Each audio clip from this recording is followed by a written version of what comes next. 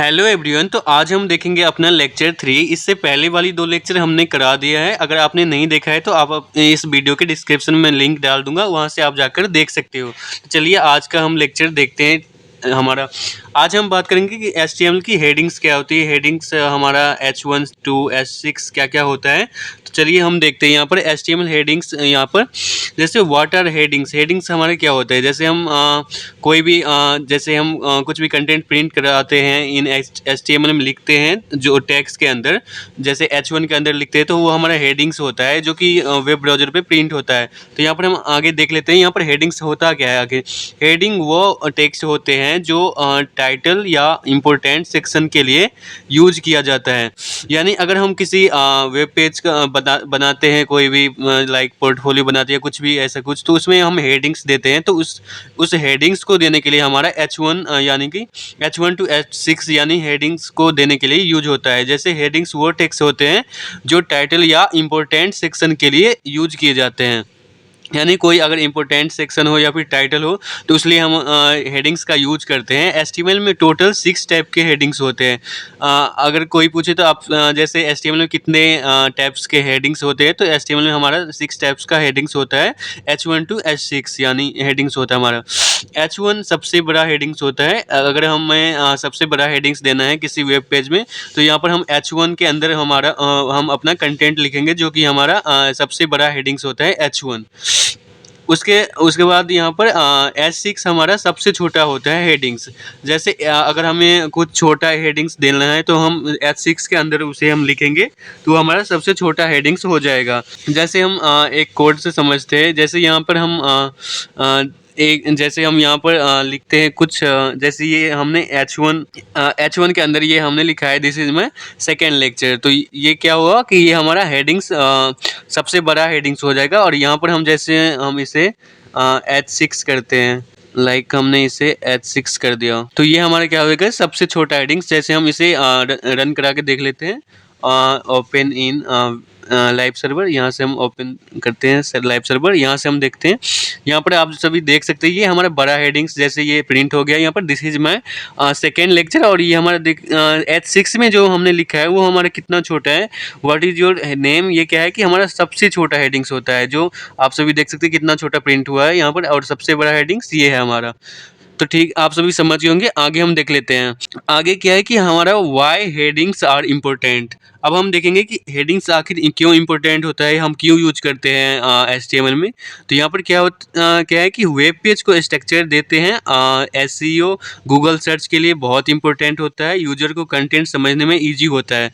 यानी जब हम कोई भी वेबसाइट बनाएंगे या कुछ भी ऐसा कुछ, तो उसमें क्या है कि वेब पेज को स्ट्रक्चर देना होता है। तो जिसके लिए हम हेडिंग्स H1 का यूज करते हैं, H1 to H6 हम यूज करते हैं। ऐसे ही SEO यानी सर्च इंजन ऑप्टिमाइजेशन, जब हम गूगल सर्च में अपनी वेबसाइट को रैंक में लाते हैं तो इसके लिए हम बहुत इंपॉर्टेंट होता है कि हम कुछ भी स्ट्रक्चर वे में लिखे कोई भी कुछ कंटेंट, तो वो हम इस H1 tags H1 to H6 के अंदर लिखेंगे तो हमारा हेडिंग्स होगा, तो वो अच्छा स्ट्रक्चर वे में होगा। यहाँ पर यूजर को कंटेंट समझने के लिए में ईजी होता है। अगर हम कंटेंट को लिखेंगे H1 to H6 यानी हेडिंग्स के फॉर्म में लिखेंगे तो वो हमारा कंटेंट समझ में आएगा यूजर्स को। यानी अब आगे देख लेते हैं। यहाँ पर एक एग्जांपल के लिए आप सभी देख सकते हैं यहाँ पर H1 क्या है कि this is the headings 1, H1 this is the headings 2, ऐसे ही करके हम जैसे ये एक बार प्रिंट करा के देखते हैं वहाँ पे। जैसे हम यहाँ पे प्रिंट कराए, यहाँ पे 1 मिनट, जैसे हम यहाँ पे देते हैं और हम इसके बाद लाइव सर्वर हम ओपन करते हैं तो देखिए हमारा क्या होगा। ये हमारा सबसे बड़ा हेडिंग्स है, ये हमारा H2 है, ये हमारा H1 है, ये हमारा H2 है, ये हमारा H3 है, ये हमारा H4 है, ये H5 है और ये H6 सबसे छोटा हेडिंग, सबसे बड़ा हेडिंग। आप सभी देख सकते हैं कि कैसे ये पूरा हेडिंग्स आप देख सकते हैं H1 to H6। तो आप सभी समझ ही होंगे। आगे देख लेते हैं। आगे ही हम यहाँ पर देख लेते हैं। आगे क्या है कि आगे यहाँ पर आप सभी देख सकते हैं कि H1 से H6 तक हेडिंग साइज में छोटी होती जाती है। जैसे ये आप सभी यहाँ पर देख सकते हैं कि ये छोटी होती जा रही है धीरे धीरे। ऐसे ही आगे अब हम आगे देख लेते हैं कि टॉपिक 2 हमारे क्या है, बोल्ड, इटैलिक, अंडरलाइन। अब ये सब क्या होता है, बोल्ड, इटैलिक और अंडरलाइन क्या होता है। जैसे हम ये टैग्स होता है, जैसे बी टैग्स होता है या स्ट्रॉन्ग टैग्स होता है, ऐसे ही बी टैग्स क्या होता है कि सिर्फ बोल्ड करने के लिए। अगर हमें कुछ जैसे कुछ कंटेंट हमें बोल्ड करना है, लाइक मैं आपको दिखाता हूँ। जैसे ये कंटेंट हमें बोल्ड करना है, ये वाला हेडिंग्स 1 वाला। तो यहाँ पर हम क्या करेंगे, इसको हम क्या करेंगे कि बी टैग्स के अंदर लिख लेंगे, लाइक ऐसे करके बी टैग्स के अंदर हम इसे लिख देंगे। तो ये क्या हो जाएगा कि हमारा बोल्ड हो जाएगा। एक ये कंटेंट हम क्या करेंगे, यहाँ से कॉपी करके, ये यहाँ से कॉपी करके और यहाँ पर हम अपना यहाँ पर पेस्ट करेंगे। देन आप देखते हैं लाइव सर्वर में तो क्या होगा कि ये हेडिंग हमारा बोल्ड हो जाएगा। आप सभी देख सकते हो कि ये हेडिंग हमारा बोल्ड बोल्ड हो गया है। जैसे हम यहाँ से लाइव सर्वर ओपन करते हैं तो ये हमारा हेडिंग आप सभी देख सकते हैं, ये हमारा बोल्ड हो गया है हेडिंग्स। ऐसे ही हम आगे देख लेते हैं। आगे क्या है कि स्ट्रॉन्ग टैग क्या होता है कि बोल्ड प्लस इंपोर्टेंट सीओ के लिए यूजफुल होता है ये स्ट्रॉन्ग टैग।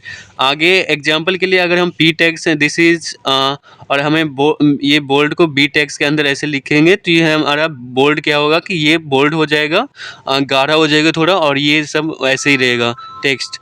आगे हम देख लेते हैं पी टैग्स दिस इज। इसके बाद स्ट्रॉन्ग टैग्स ये होता है कि यहाँ पर टेक्स्ट को लेने के लिए यहाँ पर स्ट्रॉन्ग टैग्स का यूज ऐसे ही होता है हमारा बोल्ड के लिए। आगे देख लेते हैं इटैलिक्स टेक्स्ट क्या होता है। यहाँ पर टेक्स्ट जब हम आई टैग्स के अंदर कुछ भी कंटेंट लिखते हैं तो वो हमारा इटैलिक होता है, लाइक वो टेढ़ा हो जाएगा, ऐसे ही इटैलिक हो जाएगा। आई टैग्स का सिर्फ इटैलिक के लिए यूज होता है और यहाँ पर ये इम्पोर्टेंट होता है। आगे हम एग्जाम्पल से समझते हैं। एग्जाम्पल इसका क्या है कि जब हम कोई भी कंटेंट जैसे दिस इज ये पैराग्राफ टैग के अंदर है, पी टैग्स के अंदर, उसके बाद आई टैग्स के अंदर इटैलिक है। तो अगर हमें किसी कंटेंट को इटैलिक करना है, लाइक वो टेढ़ा करना है थोड़ा, तो वो हम आई टैग्स के अंदर लिख देंगे उस कंटेंट को, तो वो हमारा क्या हो जाएगा कि ये इटैलिक टेढ़ा हो जाएगा और उसके बाद ये टेक्स्ट ऐसे ही पी टैग्स के अंदर है। आगे इसमें भी यही सेम एग्जांपल है कि एम यानी एम्फेसिस ऐसे करके हम लिखेंगे तो ये भी हो जाएगा ऐसे ही, और टेक्स्ट ये भी। अंडरलाइन टेक्स्ट क्या होता है। अब नेक्स्ट टॉपिक होता है अंडरलाइन टेक्स्ट। अगर हमें किसी वर्ड को अंडरलाइन करना है, किसी सेंटेंस को, तो क्या करेंगे, हम यू टेक्स्ट का इस्तेमाल करेंगे, यू टेक्स्ट का यूज करेंगे हम अंडरलाइन करने के लिए। तो जब हम कोई भी कंटेंट हमें अंडरलाइन करना है तो हम यू टेक्स्ट का यूज करेंगे। एग्जाम्पल के लिए अगर हम पी टेक्स्ट दिस इज, उसके बाद ये पी टेक्स्ट के अंदर लिखे और यू टेक्स्ट के अंदर हम अंडरलाइन लिखे, तो हमारा अंडरलाइन क्या हो जाएगा, ये अंडरलाइन यानी इसके नीचे एक लाइन आ जाएगा अंडरलाइन, और ये सब ऐसे ही रहेगा। तो आप सभी समझ गए यू टेक्स्ट का हम इस्तेमाल करते हैं किसी टेक्स्ट को अंडरलाइन करने के लिए। उसके बाद बी टेक्स्ट का यूज करते हैं हम किसी टेक्स्ट को बोल्ड करने के लिए, और उसके बाद हम इटैलिक करने के लिए हम आई टेक्स्ट का यूज करते हैं। किसी टेक्स्ट को हमें इटैलिक करना है तो आई टेक्स्ट का हम यूज करते हैं। तो आज आप सभी समझ गए होंगे आज हमने क्या क्या पढ़ा कि हमने हेडिंग्स पढ़ा, H1 to H6 हमने हेडिंग्स पढ़ा। H1 होता है सबसे बड़ा हेडिंग, H6 होता है सबसे छोटा हेडिंग्स। उसके बाद हमने पढ़ा कि हेडिंग्स क्यों इंपॉर्टेंट होता है, वेब पेज को स्ट्रक्चर देने के लिए, एसईओ गूगल सर्च के लिए बहुत इंपॉर्टेंट होता है, यूजर को कंटेंट समझने में ईजी होता है, इसलिए हम हेडिंग्स का यूज करते हैं। उसके बाद हमने पढ़ा कि बोल्ड, इटैलिक, अंडरलाइन हमने पढ़ा कि बोल्ड बी टैग से हमारा बोल्ड होता है, और उसके बाद आई टैग से हमारा इटैलिक होता है। जब आई टैग यूज करेंगे तो वो इटैलिक होगा। आई टैग्स के अंदर हम किसी टेक्स्ट को लिखेंगे तो वो इटैलिक होगा। बी टैग्स के अंदर किसी टेक्स्ट को लिखेंगे तो वो बोल्ड हो जाएगा, गाढ़ा हो जाएगा, और हम यू टैग्स के अंदर किसी टेक्स्ट को लिखेंगे तो वो अंडरलाइन हो जाएगा टेक्स्ट। तो दोस्तों आई होप आप सभी समझ गए होंगे आज का लेक्चर। तो दोस्तों मिलते हैं आप सबसे अगले लेक्चर में। अगर वीडियो अच्छी लगे तो लाइक एंड चैनल को सब्सक्राइब जरूर करना। मिलते हैं आपसे नेक्स्ट वीडियो में, तब तक के लिए bye bye and take care.